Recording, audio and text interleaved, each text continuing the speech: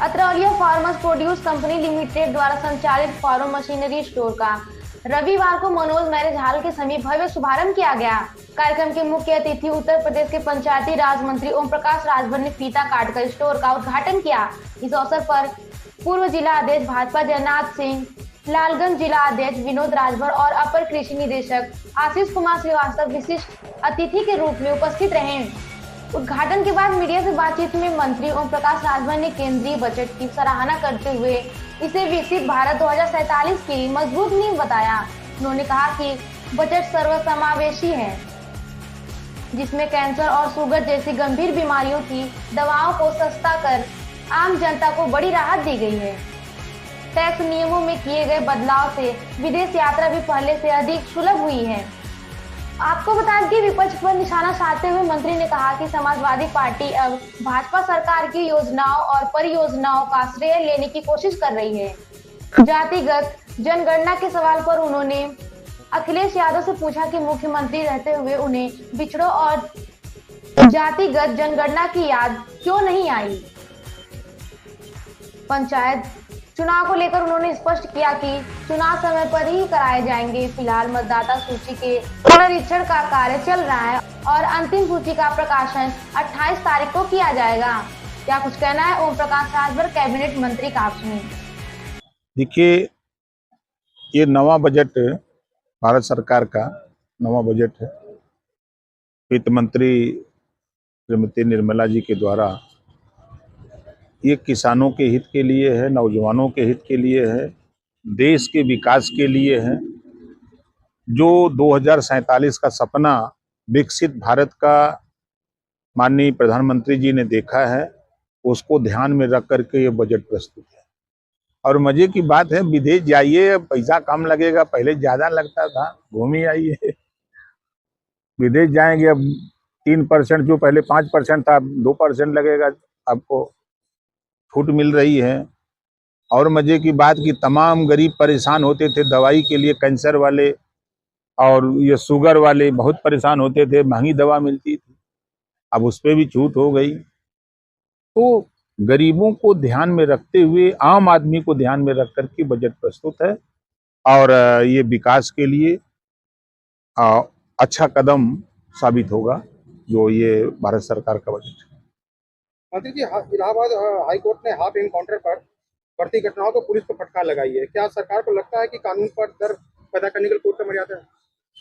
नहीं, देखिए, अब न्यायालय का अपना आदेश है, सरकार का अपना काम है। अब कोई अपराधी अगर पुलिस जाएगी पकड़ने के लिए तो पुलिस फूल माला लेके खड़ी रहेगी? हैं? तो वो गोली चलावा, फूल चलावे कि नहीं हम फूल लेके स्वागत में है, आ जाओ भाई, पकड़ा जाओ।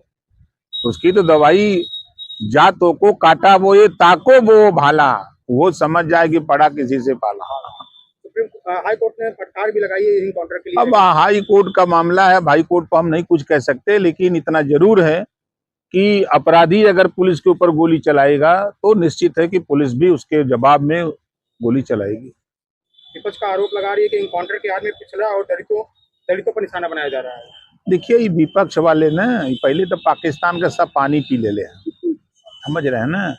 दूसरी चीज की ये अगर सरकार के सुर में सुर मिलाएंगे तो वोट कहाँ मांगने जाएंगे।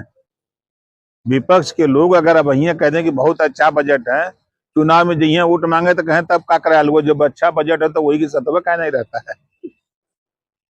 क्या कहना चाहेंगे, आजमगढ़ में इस वक्त क्रेडिट वार चल रही है। आजमगढ़ रिंग रोड जो बन रहा है, भाजपा और समाजवादी पार्टी बाप अपना क्रेडिट लेने की करे, उस पर आप क्या कहना चाहेंगे? देखिए, हम लोगों का उद्देश्य काम होना चाहिए।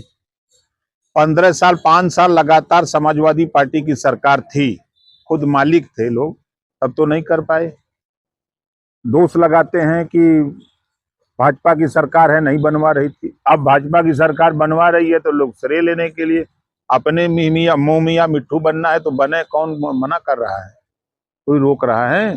पूरा प्रदेश नहीं पूरा देश जान रहा है कि मुख्यमंत्री के ऑफिस से, सीएम ऑफिस से ट्वीट हुआ था कि भारतीय जनता पार्टी के नेताओं के प्रयास और माननीय ओम प्रकाश राजभर के संघर्षों से सिकंदरपुर और नरियाव और कप्तानगंज अहरौला सड़क स्वीकृत हुई है। ये सीएम पोर्टल से घोषणा हुई है। अब इसके बाद भी अगर बीचवे में कोई कुछ करे, जानते हैं ये सब वो चीज है ना कि बीचवे से लीकेज पैदा करने वाले हैं। योजना बनती थी तो बीचवे में छेद करके पी जाते थे तो अब लीकेज पर फेविकोल लगा के चफना दिया गया, इस नाते छपटी आ रहे हैं सब। सपा का ये भी आरोप लगा रही है कि केवल जो पुराने प्रोजेक्ट हैं भाजपा उस पर मोहर लगा रही है।